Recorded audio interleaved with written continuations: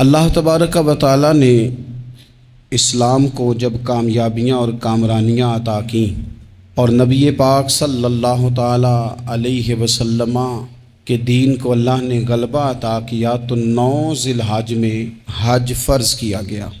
حج اس سے پہلے بھی کیا جاتا تھا، پرانی شریعتوں میں بھی حضرت ابراہیم علیہ السلام کے طریقے پر حج ہوتا تھا، پھر کفار مکہ نے، قریش مکہ نے اس میں کچھ غلط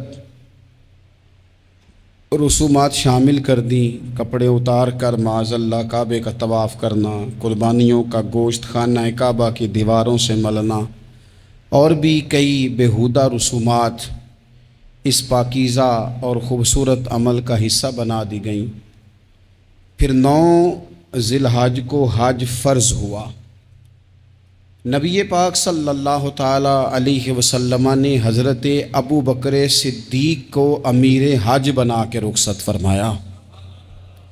دیکھیں کہاں کہاں محبوب انہیں اپنا نائب بناتے ہیں۔ اب 9 کو تو حضور نے حضرت ابو بکر صدیق کو امیر حج بنایا اور پھر اعلان فرمایا، جہاں جہاں مسلمان آبادیاں تھیں وہاں اعلان کر دیا گیا کہ آئندہ سال رسول پاک علیہ السلام خود حج کے لیے تشریف لے جائیں گے۔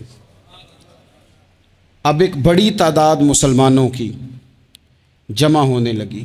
ذی القعدہ کے آخری ایام میں ہزاروں کی تعداد میں لوگ مدینہ شریف میں جمع ہو گئے۔ ظہر کی نماز کی ادائیگی کے بعد سیرت نگار کہتے ہیں کہ 28 ذی القعدہ تھی، نبی پاک علیہ السلام ظہر پڑھ کے حج کے لیے نکلے، اور جہاں آج ذوالحلیفہ ہے، ابیار علی جس جگہ کو کہتے ہیں، میقات مدینہ بھی کہا جاتا ہے، وہاں اللہ کے محبوب نے پہلے رات گزاری۔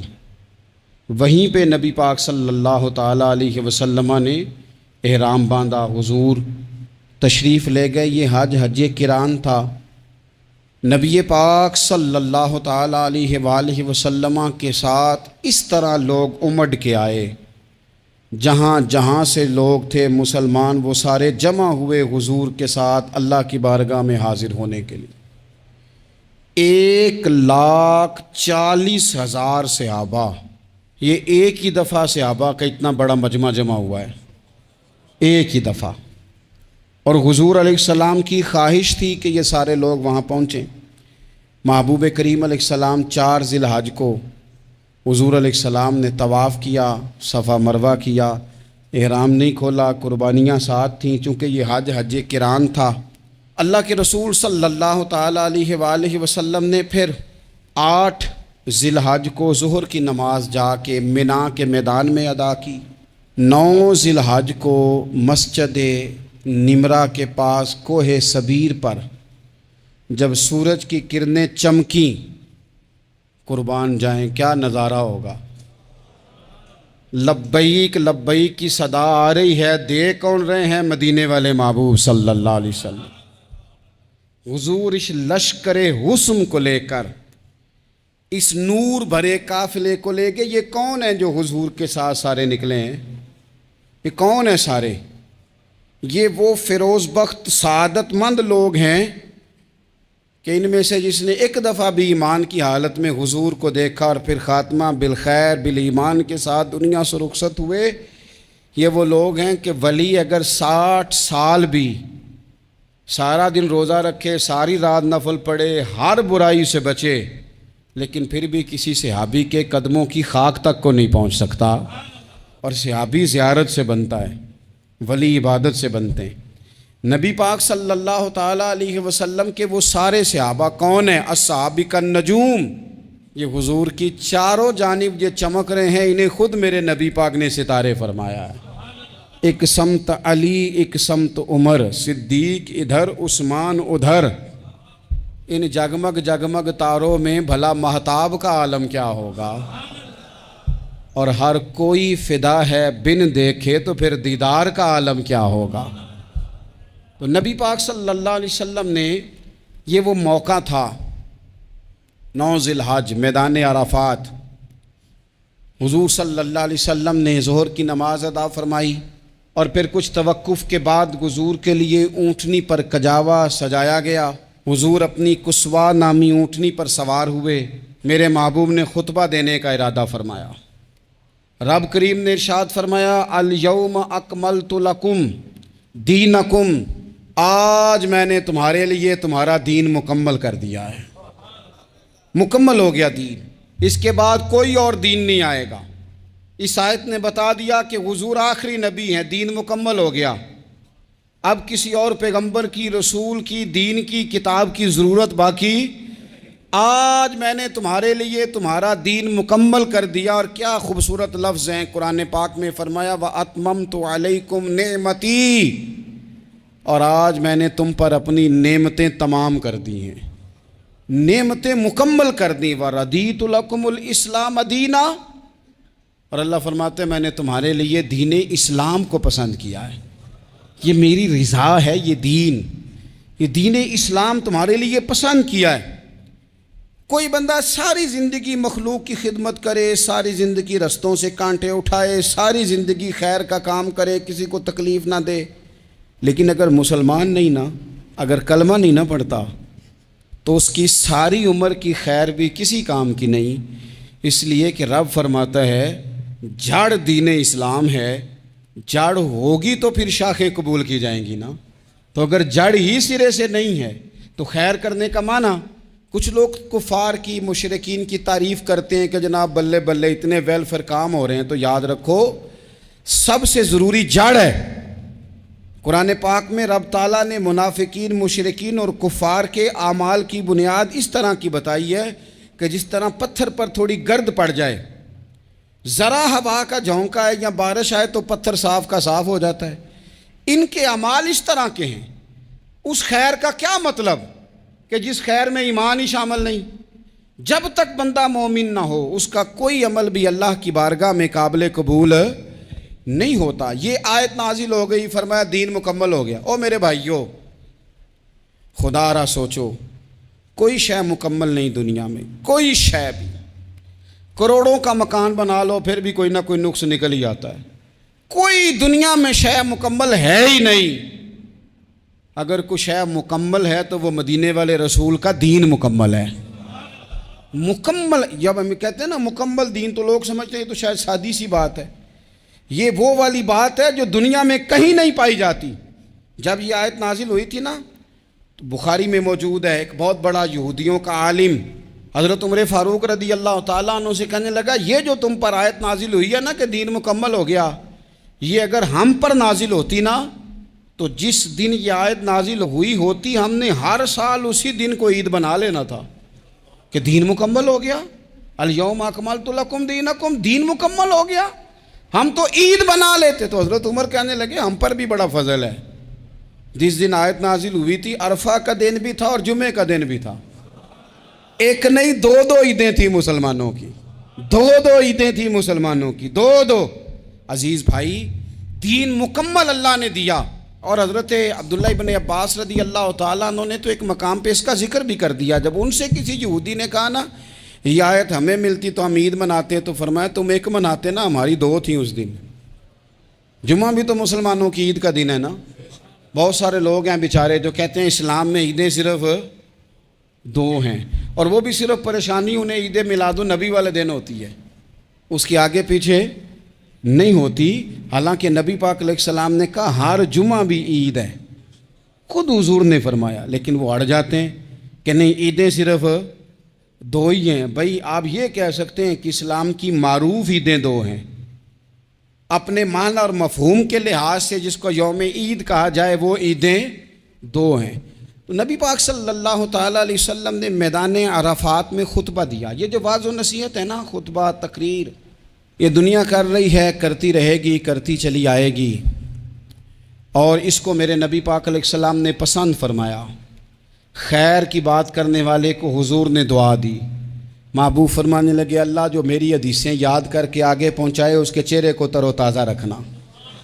یہ ابلاغ دین بہت بڑی بات ہے اگر کوئی خلوص نیت سے کرے۔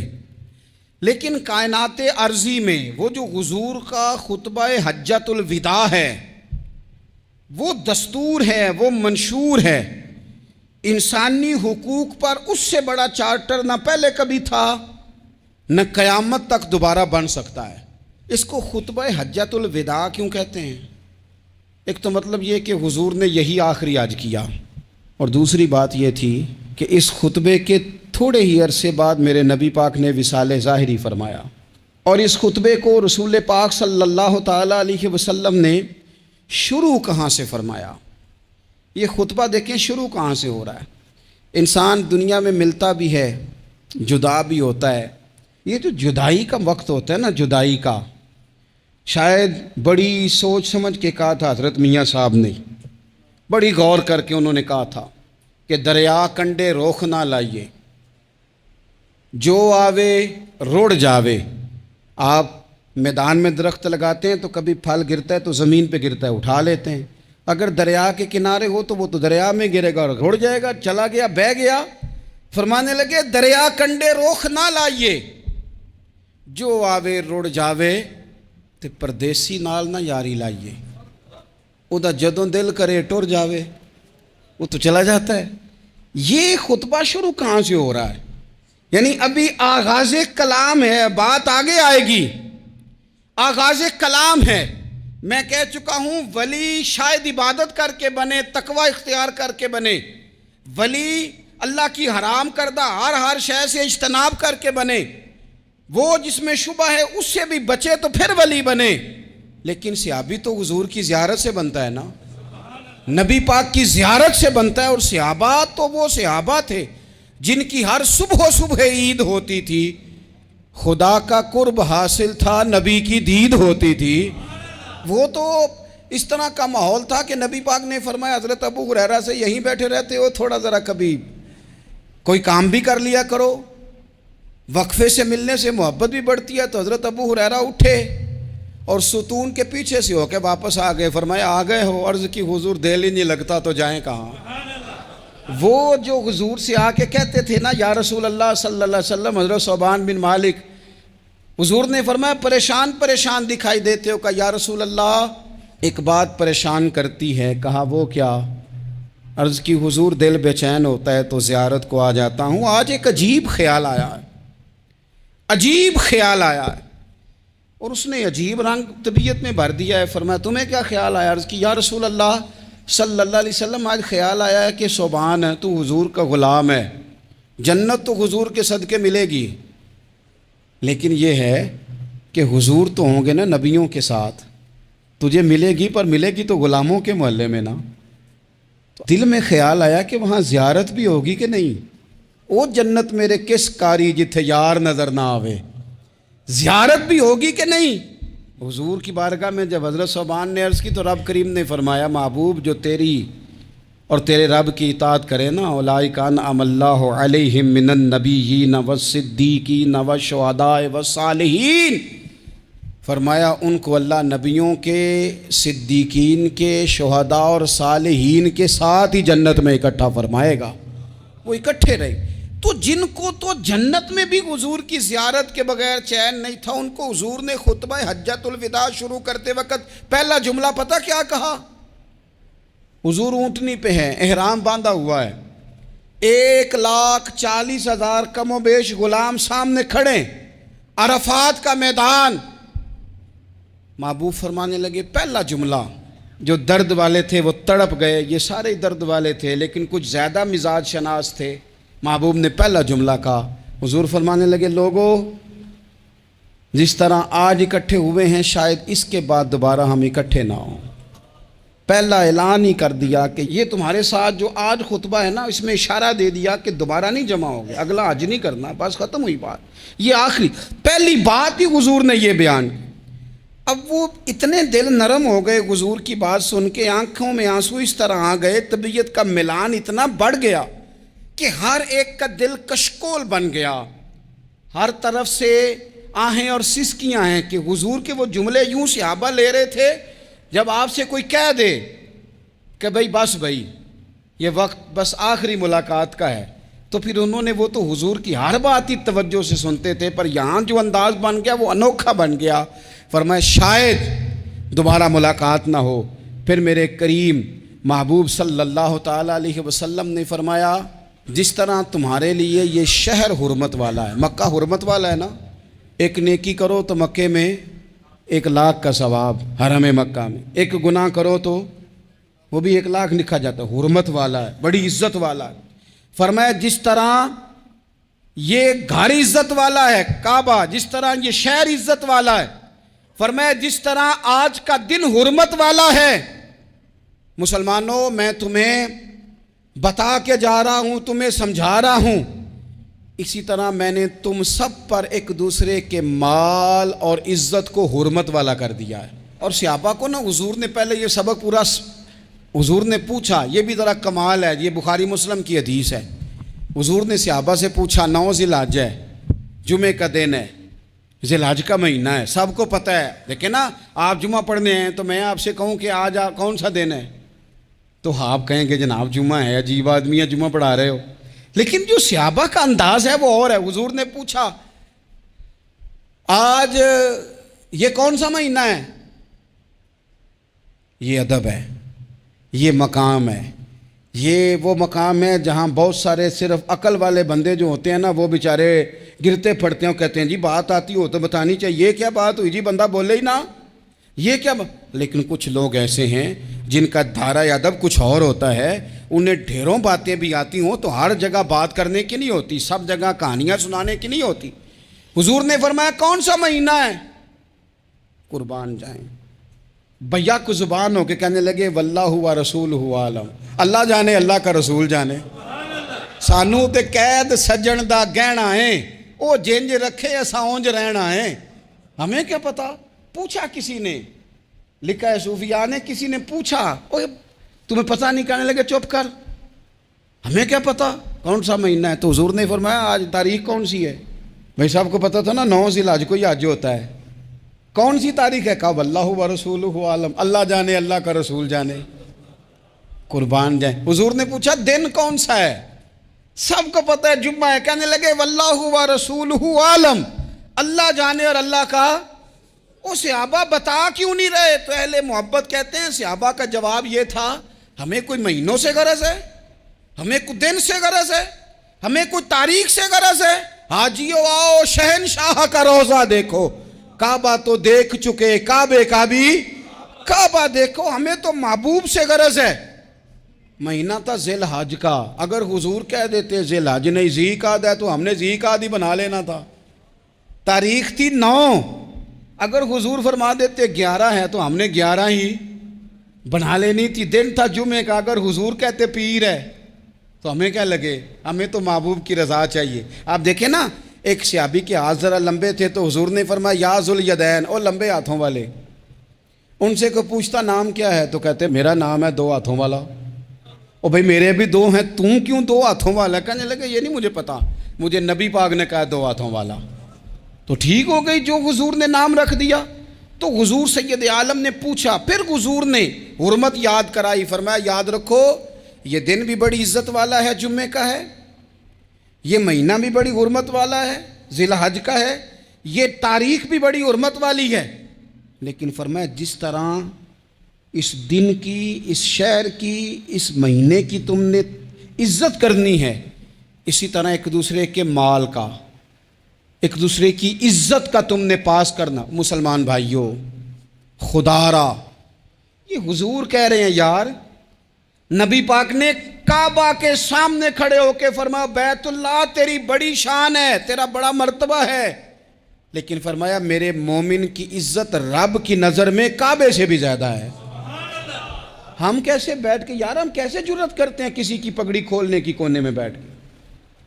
हम अपने घर बैठ के किसी पर तबसरा कर गए, किसी बंदा मोमिन की इज्जत उछाल गए, बिल्कुल पता नहीं था बात का और हमने कहानी बना दी पूरी की पूरी, दास्तान सराई कर गए। सुबह से शाम तक हमारी गपशप का उन्वान क्या है? किसी न किसी का शिकवा, किसी न किसी की शिकायत, ये हमारी गपशप है। खुदारा हुजूर ने तो खुतबा हज्जतुल विदा में पहला सबक ये दिया था कि मेरे जाने के बाद एक दूसरे की इज्जत करना, और इसी खुतबे में एक जगह पे फरमाया ये ना हो कि मेरे जाने के बाद तुम एक दूसरे की गर्दनें मारने लग जाओ। एक दूसरे की इज्जतों का ख्याल करना, पास करना। मुसलमानों, मेरे अजीज़ भाइयों, बुज़ुर्गों, इज्जतों का दिफा शुरू करें। थोड़ी देर के लिए अपनी ज़ुबान لوگوں کے اوپر تبصرہ کرنے سے کنٹرول میں لائیں. کچھ چیزیں ایسی میں مختلف شہروں